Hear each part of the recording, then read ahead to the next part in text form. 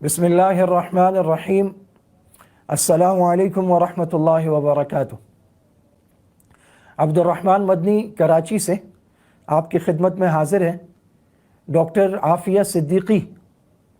امت مسلمہ کی مظلوم بیٹی ہیں جو اس وقت امریکن جیل میں ہیں۔ حال ہی میں ان کے ساتھ ان کے چہرے پر کافی پھینکنے کا واقعہ ہوا، ان کے ساتھ ظلم ہوا اور دنیا میں کہیں اس کی بازگشت سنائی نہیں دی۔ اس موضوع پر بات کرنے کے لیے آج ہمارے ساتھ پاکستان کے بہادر، جری اور گہری علمیت رکھنے والی شخصیت عالم دین علامہ ابتسام الہی ظہیر موجود ہیں، جو اپنے والد ماجد حضرت علامہ احسان الہی ظہیر شہید رحمۃ اللہ علیہ کی یادگار ہیں، اور آپ کا ایک بہت بڑا کردار امت مسلمہ کے مختلف طبقہ فکر کو جوڑنے کے حوالے سے بھی ہے، اور امت کے حساس موضوعات پر بہت درد دل کے ساتھ بولتے ہیں کہ ان کی آواز اپنے مکتبہ فکر اور اپنے مسلک سے کہیں آگے پوری امت کے قلوب کو چھوتی ہے۔ تو آج انہوں نے اپنے قیمتی وقت میں سے ہمیں وقت عنایت فرمایا ہے۔ السلام علیکم ورحمۃ اللہ وبرکاتہ۔ وعلیکم السلام ورحمۃ اللہ وبرکاتہ۔ حضرت علامہ صاحب، میں درس قرآن.com کی طرف سے عبد الرحمن مدنی آپ کا شکریہ ادا کرتا ہوں کہ آپ نے یہ وقت عنایت فرمایا ڈاکٹر عافیہ کے مسئلے پر۔ اللہ تعالیٰ آپ کو جزائے خیر عطا فرمائے۔ ہم آپ کو اس پروگرام میں خوش آمدید کہتے ہیں۔ عبد الرحمن بھائی، بہت شکریہ کہ آپ نے مجھے اس جو ہے آپ کی موکر ویب سائٹ جو آپ کا آن لائن پروگرام ہے اس میں آپ نے مجھے مدعو کیا ہے۔ میں کئی سال سے جو ہے نا آپ کا درس قرآن.com سے واقف ہوں، اور ماشاءاللہ اس کی یہ بلاغی اور دینی بڑی خدمات ہیں۔ اللہ تبارک و تعالیٰ جو ہے ہم سب کو مل جل کر اللہ تبارک و تعالیٰ کی دین کا کام کرنے کی توفیق دے۔ یقیناً یہ ایک ایسا موقع ہے، ہم ایک ایسے دور سے گزر رہے ہیں کہ جس کے اندر کسی ایک مکتب فکر کے اوپر ذمہ داری عائد نہیں ہوتی کہ وہ اسلام کا دفاع کرے، بلکہ جہاں تک تعلق ہے ختم نبوت صلی اللہ علیہ وسلم کی بات کا، حرمت رسول اللہ صلی اللہ علیہ وسلم کی بات کا، یا عظمت صحابہ کرام رضوان اللہ علیہم اجمعین کی بات کا، یا شاعر اللہ کے دفاع کی بات کا، یا مظلوم مسلمانوں کے ساتھ اظہار یکجہتی کی بات کا، تو میں یہ سمجھتا ہوں کہ امت کو بالکل ایک پیج پہ ہونا چاہیے۔ وہ جو کہی گئی ہے نا بات، اخوت اس کو کہتے ہیں، چبھے کانٹا جو کابل میں، تو ہندوستان کا ہر پیر و جواں بے تاب ہو جائے۔ جب تک ہم اس کی تصویر نہیں بنیں گے، امت کے مسائل جو آگے نہیں بڑھ سکتے۔ ڈاکٹر عافیہ صدیقی کا مسئلہ یقیناً بہت اہم مسئلہ ہے، اور آپ نے یقیناً جو ہے اس موقع کے اوپر جو ہے مجھے مدعو کر کے امت کے دکھ درد جو ہیں ان کو اجاگر کرنے کا جو موقع دیا ہے، میں یقیناً تہہ دل سے اس کے اوپر آپ کا مشکور ہوں۔ جزاک اللہ۔ حضرت علامہ صاحب، ایک ہے رسمی سوالات، میں اس سے تھوڑا سا آگے بڑھ کے، ہم یہ کہتے ہیں کہ ڈاکٹر عافیہ صدیقی امت کی بیٹی ہیں یا پاکستان کی بیٹی ہیں۔ ابھی مینار پاکستان پر ایک سانحہ، ایک علمیہ رونما ہوا، اس پر کہا گیا کہ یہ بچی پاکستان کی بیٹی ہے۔ تو ہم ڈاکٹر عافیہ صدیقی کو پاکستان کی بیٹی کیسے کہتے ہیں؟ کیا وہ واقعی پاکستان کی بیٹی ہیں؟ دیکھیں، یہ بنیادی طور پر بات، ہماری تاریخ اس بات کے اوپر شاہد ہے کہ پاکستان کی بات نہیں، میں صرف کہہ رہا ہندوستان ہی کی بات نہیں کہہ رہا، جس کی اپنی ایک تاریخ ہے کہ ابن قاسم رحمۃ اللہ علیہ یہاں پر ایک مسلمان بیٹی کی آبرو کو بچانے کے لیے کیا داخل ہوئے۔ ایک بہت بڑا اللہ تبارک و تعالیٰ نے گروہ جو تھا ان کا ہمنما بنا دیا، اور بعد ازاں میں یہ بات سمجھتا ہوں کہ آج اللہ تعالیٰ کے فضل و کرم سے اسی بیٹی کی عزت کے بچاؤ کا ایک نتیجہ ہے کہ آج یہاں پر ایک مسلمانوں کا بہت بڑا طبقہ موجود ہے۔ اگر ہم اپنی ہسٹری پہ غور کریں یہ بات سمجھ میں آتی ہے۔ دوسرا یہ بات جو میں سمجھ میں آتی ہے کہ حضرت رسول اللہ صلی اللہ علیہ وسلم اور آپ کے صحابہ کرام رضوان اللہ علیہم اجمعین جو تھے، وہ امت کی بیٹیوں کی آبرو کو یکساں سمجھا کرتے تھے، اور اس مسئلے کے اندر سورہ ممتحنہ میں اللہ نے بڑی خوبصورت انداز میں رہنمائی کی ہے کہ لا ہن ہل لکم ولا ہن، یہاں پہ اللہ تبارک و تعالیٰ فرماتے ہیں کہ وہ تمہارے لیے جو ہے نا، جو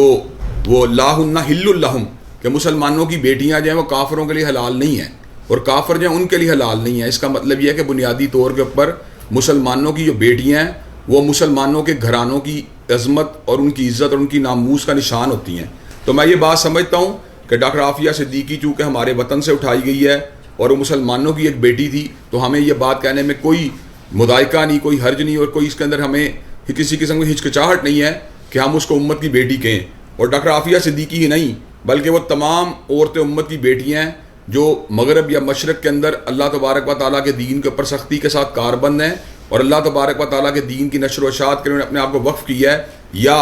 ان کے اوپر اس لیے ظلم کیا جا رہا ہے کہ ان کی نسبت اسلام کے ساتھ ہے. ڈاکٹر عافیہ صدیقی کے اوپر ہونے والا ظلم جو ہے وہ پاکستان کی نسبت کے ساتھ ہے, اسلام کی نسبت کے ساتھ ہے, اس کا کوئی ذاتی جھگڑا نہیں سامراج کے ساتھ. تو میں یہ بات سمجھتا ہوں اس لیے اس کا جو نظریہ ہے, جو اس کا قواعد ہے, وہ اس چیز کو انڈیکیٹ کرتا ہے یقیناً وہ امت کی بیٹی ہے, اور وہ عورتیں جو بے حیائی اور بد اخلاقی اور بے راہروی کی تمام حدود کو پامال کر کے امت مسلمہ کی جگ ہنسائی کا سبب بنتی ہیں, ان کو یقیناً امت کی بیٹی کہنا کسی بھی اعتبار سے درست نہیں ہے. جزاک اللہ علامہ صاحب, بہت مفصل آپ نے روشنی ڈالی اور بات بالکل سمجھ میں آ گئی. یہ جو موجودہ حالات ہیں, ایک طرف تو 80 سال قید سنا دی گئی جس پر رمزے کلارک نے, جو سابق اٹارنی جنرل تھے امریکہ کے اور ڈاکٹر عافیہ کے گھر آئے کراچی, انہوں نے کہا کہ یہ مظلوم ترین لڑکی ہے دنیا کی. اس کے بعد اب یہ والا واقعہ کہ جس میں جیل کے اندر جہاں کیمرے لگے ہیں, سیکیورٹی گارڈز ہیں, ہر چیز ہے, وہاں چہرے پر کافی پھینک دی گئی, اور دنیا بھر میں معروف ایک قیدی ہے, وہ ایسے عام قیدیوں میں تو نہیں ہوگی. تو اسے آپ کس نظر سے دیکھتے ہیں کہ اس کے پیچھے مزید کوئی سازش ہے, مزید امت کو ڈرانے دھمکانے کا پروگرام ہے, یا یہ ان کی غیر انسانی حرکت ہے؟ اس کو آپ کس نظر سے دیکھتے ہیں جو یہ واقعہ 30 جولائی کو جیل میں ہوا ہے؟ دیکھیں, یہ ایک طرف تو امریکہ کا جو سرویلنس کا نظام ہے, یا تفتیشی نظام ہے, جاسوسی کا نظام ہے, وہ اتنا ایفیشینٹ ہے کہ وہ اپنے ایک بندے کو جس نے باقاعدہ طور پہ قتل کیا ہوتا ہے, اس کو چھڑوانے کے لیے بالکل ٹائم ضائع نہیں کرتے, اور ریمنڈ ڈیوس کو زبردستی دیت دلوا کر اس کے لواحقین کو یہاں سے چھڑوا کے لے جاتے ہیں. دوسری طرف ان کی نظر جو ہے ہر جگہ پہ موجود ہوتی ہے. وہ افغانستان کے اندر کسی جگہ چھپے ہوئے اپنے کسی مخالف کو ٹریس کرنے کے لیے ہر طرح کا اپنا جاسوسی کا نظام استعمال کرتے ہیں, اور کوئی بندہ جو ہے ان کے بایو میٹرک نظام کی اس وقت جو ہے دسترس سے باہر نہیں, بلکہ میں یہ بات سمجھتا ہوں سوشل میڈیا کا نیٹ ورک بھی ان تک انفارمیشن کو پہنچانے کا ایک بہت بڑا ذریعہ بنا ہوا ہے. فیس بک کے ذریعے جہاں پر ہم آپس میں تبادلہ خیال کرتے ہیں سوشل میڈیا کے ذریعے, وہیں پوری دنیا کا جو ڈیٹا بیس ہے وہ ان تک جو ہے نا ہماری انفارمیشن کو بھی منتقل کر رہا ہے. تو اس بات کی توقع کرنا کہ وہ اس چیز سے غافل ہیں کہ ان کی جیلوں کے اندر کیا ہو رہا ہے, یہ بات جو ہے نا بالکل بعید الامکان ہے, اور اس کے اوپر کسی قسم کا یقین کرنا ان کے اس دعوے کے اوپر میں سمجھتا ہوں یہ بالکل جو ہے نا بے بنیاد ہے. اگر ڈاکٹر عافیہ صدیقی کو آج ٹارگٹ کیا گیا, اس کے اوپر کافی گرائی گئی ہے, اور یہ بات کہی جائے اس سے پیشگی ان کو اس بات کا کوئی علم نہیں تھا, یا اس دوران ان کو اس بات کا بالکل علم نہیں تھا, یہ بات بالکل جو ہے نا بیجا ہے. یہ جو کچھ بھی ہوا میں سمجھتا ہوں ان کے علم کے مطابق ہوا ہے, ان کے ارادوں کے ساتھ ہوا ہے, اور اس کے اندر جو ہے ڈاکٹر عافیہ صدیقی کو جو ہے نا اذیت کا نشانہ بنا کر در حقیقت بے بس امت اور مجبور امت جو ہے اس کی بے چارگی اور اس کی بے بسی کو مزید واضح کیا گیا ہے. اور ایک لحاظ سے میں چیلنج کیا گیا ہے کہ اگر تم میں ہمت ہے تو اپنی اس بیٹی کے حوالے سے کچھ کر سکتے ہو تو کر کے دکھلاؤ. میں یہ بات سمجھتا ہوں ایک طرف تو ہم اتنے ان کی ہم نوائی میں آگے بڑھ جاتے ہیں کہ ان کی تہذیب ان کی ثقافت کی ترجمانی کرتے ہیں, دوسرے ان کا معیار اتنا دور ہے کہ وہ ہمارے ملک کے قانون کے مطابق جو لوگ مجرم ہوتے ہیں ان کو بغیر کسی جو ہے قانونی جو ہے سہارے کا یا قانونی جواز سے ان کو لے کے جانے کے اندر جو ہے کامیاب ہو جاتے ہیں. آسیہ مسیح کا پورا کیس ہمارے سامنے ہے کہ کس انداز میں کو پورے پروٹوکول کے ساتھ باہر منتقل کیا گیا, اور اب اس کو اپنے مقاصد کے لیے بھی استعمال کیا جائے گا. دوسرا, ہم اتنے مجبور اور بے بس ہیں کہ ایک طرف اپنے آپ کو ایک آزاد ریاست ڈکلیئر کرتے ہیں, دوسرا اپنی ایک بیٹی جو کہ اس وقت ان کے ظلم و ستم کا نشانہ بنی ہوئی ہے اس کو آزاد کروانے کے لیے, یا اس کے اوپر جو ظلم اور بربریت ہو رہی ہے اس کو رکوانے کے لیے, یا اس کا جو استحصال ہو رہا ہے اس کو روکنے کے لیے کوئی بھی کردار ادا کرنے سے قاصر ہے. ہماری کوئی مؤثر آواز جو ہے اس حوالے سے نظر نہیں آتی. تو میں یہ بات سمجھتا ہوں ڈاکٹر عافیہ کی جو تکلیف ہے وہ اپنی جگہ پر ہے, لیکن جو ہمارا کردار ہے یقیناً وہ اس سے بھی زیادہ مذموم ہے اور اس سے بھی زیادہ قابل مذمت ہے اور قابل افسوس ہے. جزاک اللہ. ابھی افغان ترجمان سے ایک خاتون نے انٹرویو لیا کابل میں, انہوں نے کہا کہ آپ اب جب کہ امریکہ واپس جا رہا تو جو فوجی افغانیوں کی مدد کرتے ہوئے یہاں مارے گئے آپ ان کی فیملیز کو کیا پیغام دینا چاہیں گے؟ تو اس کے جواب میں انہوں نے کہا دیکھیں میں سب سے پہلے یہ کہوں گا کہ ان فوجیوں نے آ کر ہمارے ملک پر قبضہ کیا تھا, تو ابھی جنہیں 20 سال کی لڑائی کے بعد جمعہ 8 دن نہیں ہوئے وہ ایسے آنکھوں میں آنکھیں ڈال کر بات کر رہے ہیں اور حق بات کر رہے ہیں, جبکہ ڈاکٹر عافیہ کا معاملہ ہو یا دوسرے معاملات ہوں, ہم پاکستانی جو ایٹمی قوت کے حامل ہیں ہماری گردنیں کیوں اتنی جھکی ہوئی ہیں؟ ہم نے غلامی کے طوق کیوں گلے میں پہنے؟ اس کی بنیادی وجوہات دیکھیں, بنیادی طور پر بات یہ کہ جس وقت آپ کا مقابلہ مادیت کے ساتھ ہوتا ہے تو اس وقت میں یہ بات سمجھتا ہوں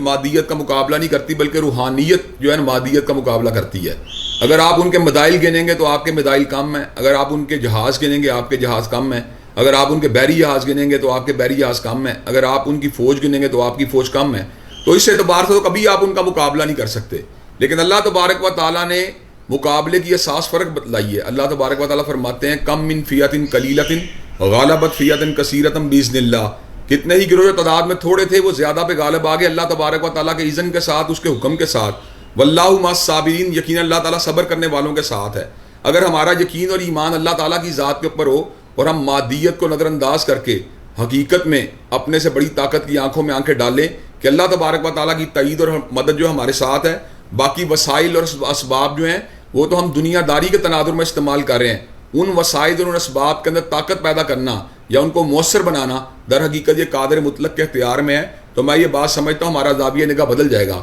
افغانیوں کے پاس اسلحہ ہم سے کم ہے، افغانیوں کے پاس فوج بھی ہم سے کم ہے، افغانیوں کے پاس ٹریننگ بھی ہم سے کم ہے، لیکن افغانیوں کا ایمان اور استحکام جو اس مسئلے کے اندر ہم سے زیادہ نظر آ رہا ہے. تو میں یہ بات سمجھتا ہوں اتحاد ایمان تنظیم جس کا درس جو تھا حضرت قائد اعظم نے بھی دیا تھا، اور جو ہمارا اس وقت اللہ تبارک و تعالیٰ کے فضل و کرم سے قومی نعرہ بھی ہے، قومی موٹو بھی ہے، ہمیں بالکل اس کو اپنی زندگی کے اندر جو ہے داخل کرنے کی ضرورت ہے. نہ ہم میں یونٹی ہے، نہ ہمارے میں فیتھ ہے، نہ ڈسپلن ہے. اگر یہ تینوں چیزیں ہمارے یہاں پہ آ جائیں تو کوئی وجہ نہیں کہ ہم ڈاکٹر عافیہ صدیقی کی رہائی کے لیے اور اس جیسے مسائل کے حل کے لیے صحیح طریقے سے آواز کو اٹھا سکیں. امت کے جتنے مسائل ایسے ہیں جو کئی اشروں سے جو ہے حل نہیں ہو رہے. میں یہ بات سمجھتا ہوں یہ کشمیر میں ہونے والا ظلم ہو یا برما میں ہونے والا ظلم ہو یا فلسطین میں ہونے والا ظلم ہو، اس کی بنیادی وجہ یہ ہے کہ ہمارے یہاں پہ جذبہ اخوت موجود نہیں، وہ ایمانی کیفیت موجود نہیں جو امت کے درد کو محسوس کرنے کے لیے ہم مادہ تیار کرے. تو ڈاکٹر عافیہ صدیقی کے مسئلے کے اوپر ہماری بے چارگی کی اصل وجہ یہ ہے کہ ہم مادی اعتبار سے امریکہ سے اتنے خائف ہیں کہ اپنے ایک جائز مطالبے کو بھی ٹیبل کے اوپر رکھنے کے لیے مادہ تیار نہیں. جزاک اللہ. حضرت علامہ صاحب یہ فرمائیے کہ ایک ایسے وقت میں جب کہ شکست خوردہ اقوام افغانستان سے تقریباً نکل گئی ہیں اور شکست خوردہ فوجی بہت سارے پاکستان اتارے جا رہے ہیں کہ یہاں سے اگلے مرحلے میں لے جائے جائیں گے، تو کیا آپ کو لگتا ہے یہ زیادہ سازگار اور موزوں وقت ہے کہ ایسے موقع پر ڈاکٹر عافیہ صدیقی کے لیے پاکستان بات کرے؟ دیکھیں جی، میں یہ بات سمجھتا ہوں جب آپ کسی قوم کے ساتھ ایک سمپتھی کا مظاہرہ کرتے ہیں، رحم دلی کا مظاہرہ کرتے ہیں یا ایک لحاظ کو اسسٹ کرتے ہیں، تو پھر آپ کا بھی حق بنتا ہے کہ اس کے بدلے کے اندر ان سے کوئی فیور حاصل کریں، اور فیور بھی ایسی جو کسی بھی اعتبار سے آپ پہ احسان نہ ہو بلکہ آپ کا پورا حق ہو. اگر آپ ان کے فوجیوں کو ان تک منتقل کرنے کے اندر یا ان کے ہم نواؤں کو ان تک منتقل کرنے کے لیے اپنے وسائل کو، اپنے ریسورسز کو، اپنے پوٹینشیل کو استعمال کر رہے ہیں، تو پھر کیا وجہ ہے کہ آپ اپنے ایک جائز مطالبے کو ان کے سامنے نہیں رکھتے کہ ہماری ایک بیٹی جو ہے تمہارے پنجے کے اندر ایک عرصے دراز سے تڑپ رہی ہے اور بے بسی کی زندگی گزار رہی ہے اور اس کا استحصال کیا جا رہا ہے اور اس کو جلانے کی کوششیں کی جا رہی ہیں، اس کے اوپر باقاعدہ طور کے اوپر جو ہے اس کو جلسانے کی باتیں ہو رہی ہیں، اس کو جو ہے ایک غلط طریقے سے موت کے گھاٹ اتارنے کی باتیں ہو رہی ہیں اور غیر طبی انداز سے ان کے خلاف سازشیں ہو رہی ہیں، تو کیوں تم اس کو ہمارے حوالے نہیں کرتے؟ اس موقع کے اوپر یقین کیجئے میرا دل اس بات کے اوپر بڑا افسردہ ہے کہ خان صاحب ایک طویل عرصے تک ڈاکٹر عافیہ صدیقی کیس کو اٹھاتے رہے، لیکن جب سے اقتدار میں آئے ہیں شاید اقتدار کوئی ایسی چیز ہے کہ انسان کے نظریات کو اور اس کے افکار کو بری طرح مسخ کر دیتا ہے. خان صاحب نے بھی دوبارہ اس ایشو کو اس انداز میں ہائی لائٹ کرنے کی کوشش نہیں کی، وگرنہ ایک وقت وہ بھی تھا جب وہ ڈاکٹر عافیہ صدیقی کے جیسے مسائل کو اور ایوان ریڈلی جیسے مسائل کو اجاگر کیا کرتے تھے اور امت کے وہ لوگ جن کے دل میں امت کا درد موجود ہے ان کی ہمدردیوں کو سمیٹنے کی کوشش کیا کرتے تھے، لیکن اقتدار میں آنے کے بعد نہ جانے وہ اپنے سارے کے سارے ایجنڈے کو یا اپنے وعدوں کو کیوں فراموش کر گئے ہیں. میں یہ سمجھتا ہوں یہ بہترین موقع ہے کہ ڈاکٹر عافیہ صدیقی کی رہائی کے لیے آواز اٹھائی جائے، اور اس کے ساتھ ساتھ ہمارے اگر دیگر کوئی بے گناہ قیدی موجود ہیں تو ان کو بھی رہا کروانے کی کوشش کی جائے. آپ افغانیوں کے جذبہ قوت کے اوپر غور کیجئے کہ جس وقت ان کو اس بات کی امید ہوئی کہ وہ ری گین کر سکتے ہیں اور اللہ تبارک و تعالیٰ ان کے لیے دوبارہ جو ہے ایسے وینیوز کو کھول رہا ہے کہ وہ دوبارہ جو ہے اس کھوئی ہوئی عظمت کو اور اس کھوئے ہوئے وقار کو حاصل کرنے کی پوزیشن میں ہے، تو انہیں پوری دنیا سے جہاں جہاں ان کے قیدی موجود تھے ان کو رہا کروانے کی بات کی. ملا عبد الغنی جیسے لوگ آج وہ اللہ کے فضل و کرم سے کی پوسٹوں پر پہنچ رہے ہیں. میں یہ بات سمجھتا ہوں یہ لوگ بھی تو کل تک اسیر تھے نا. اس کا مطلب یہ اپنے اسیروں سے لا تعلقی کو اختیار کرنا اور اپنے قیدیوں کو فراموش کر دینا اور ان کے دکھ درد کو محسوس نہ کرنا یقیناً یہ قوموں کے زوال کی نشانی ہوتی ہے. کاش اللہ تبارک و تعالی ہمیں وہ بیان عطا فرما دے جس انداز میں افغانیوں نے اپنے قیدیوں کو چھڑوا کر ان کو بڑے منصبوں کے اوپر بٹھایا ہے. لیکن افسوس کی بات یہ ہمارے ملک سے تو عام طور پہ وہ لوگ ٹرانسپورٹ ہو رہے ہیں جنہوں نے بلیسفیمی کا ارتکاب کیا ہوتا ہے, حضرت رسول اللہ صلی اللہ علیہ وسلم کی ناموس اور آپ کی آبرو کے پر حملہ کیا ہوتا ہے, اور آپ کی عزت کو جو ہے پامال کرنے کی ناپاک جسارت کی ہوتی ہے. لیکن وہ لوگ جنہوں نے امت کے درد کو بانٹا ہوتا ہے, یا امت کی خیرہائی کی بات کی ہوتی ہے, یا جذبہ جہاد کے تحت جو ہے انہوں نے سامراج کے خلاف آواز کو بلند کیا ہوتا ہے, جب وہ لوگ یہاں سے چلے جاتے ہیں تو ہم ان کی حصول کے لیے, ان کی بازیابی کے لیے, سچی بات یہ ہے ایک سٹیپ آگے بڑھنا یا صحیح طور بلند آواز میں آواز اٹھانا تو بڑی دور کی بات ہے, جائز حد تک بھی آواز اٹھانے کے اوپر مادہ تیار نہیں ہوتے. بالکل ایسا ہی. علامہ صاحب, ایک عام آدمی, سوشل میڈیا استعمال کرنے والا شخص, زندگی کے عام کاروبار میں لگا ہوا آدمی, گھر بار کی ذمہ داریاں اٹھانے والا عام مسلمان ڈاکٹر عافیہ صدیقی کی رہائی میں کس طرح اپنا حصہ ڈال سکتے ہیں, کیا کردار ادا کر سکتے ہیں؟ دیکھیں, یہ ایک تو ہوتا ہے انفرادی سطح کے اوپر, تو آپ جو ہوتے ہیں اللہ تبارک و تعالیٰ سے پہلی تو بات ہے دعا مانگیں, اس لیے کہ وہ مسبب الاسباب ہے اور اسباب کو جمع کرنے والا ہے اور امکانات کو قریب لے کے آنے والا ہے. دوسری بات یہ کہ اللہ تعالیٰ نے خیر کے لیے اس دور میں ایک بہت بڑا دروازہ کھول دیا ہے کہ آپ کی جو انگلی کے نیچے ایک کلک کے اوپر جو ہے آپ اپنے جذبات کا اظہار کر کے ایک بہت بڑی کمپین کو جو ہے نا لانچ کرنے کی پوزیشن میں آ جاتے ہیں. سوشل میڈیا میں آج اتنی پاور موجود ہے کہ کم از کم وہ آپ کے مطالبے کو یا آپ کے جذبات کو ٹرانسلیٹ کر سکتا ہے, اور اس بات کو ریفلیکٹ کرنا کچھ مشکل نہیں ہے کہ پوری قوم آج ایک پیج کے اوپر ہو کے ایک مطالبہ کر رہی ہے. ڈاکٹر عافیہ صدیقی کی بازیابی کا مطالبہ کرنا پورے کنسنسس کے ساتھ, پورے اتحاد کے ساتھ, پوری یکجہتی کے ساتھ, پوری یکسوئی کے ساتھ, بالکل فوکس ہو کے یہ مطالبہ کرنا کچھ مشکل نہیں ہے. سوشل میڈیا کے اوپر اگر پوری قوم کے لوگ اس مطالبے کو ایک آسان انداز میں اٹھائیں اور ٹرینڈ ٹویٹر کے اوپر, فیس بک کے اوپر, یوٹیوب کے ذریعے اس چیز کو جو ہائی لائٹ کریں کہ ہماری بہن کو واپس کیا جائے. اگرچہ عالمی ضمیر جو ہے وہ اقوام کے کنسنسس کے مطالبے کو بھی نظر انداز کر دیتا ہے, لیکن کم از کم اس عالمی ضمیر کو جھنجھوڑنے کی ضرورت تو ہے. کم از کم ان کو یہ پیغام تو ملنا چاہیے کہ یہ پوری کی پوری قوم کا مشترکہ مطالبہ ہے. شاید وہاں پہ جو موجود ہیومن رائٹ ایکٹیوسٹ ہیں, جن کے اندر کئی لوگ جو ہیں میرٹ کے اوپر بھی بات کرنے والے ہوتے ہیں, ان کے شعور اور ان کے تصورات جو ہیں اس اعتبار سے آپ کے ساتھ ہم آہنگ ہو جائیں تو یہ کمپین جو ہے مزید جو ہے اس کے اندر جو ہے نا قوت اور استحکام پیدا ہو سکتا ہے, اور عین ممکن یہ ہے کہ اللہ تبارک و تعالیٰ اس کے نتیجے کے اندر ہماری بہن کو جو ہے بازیاب کروا دے اور اس کو ہم تک منتقل کروا دے. حضرت علامہ صاحب, اس وقت یہ پروگرام ڈاکٹر عافیہ کی بہن ڈاکٹر فوزیہ بھی دیکھ رہی ہیں, ان کی والدہ محترمہ جو انتہائی علیل ہیں وہ بھی دیکھ رہی ہیں, اور ان کے اہل خانہ بھی دیکھ رہے ہیں. اس موقع پر آپ بطور خاص ان کے اہل خانہ کو کیا پیغام دینا چاہیں گے؟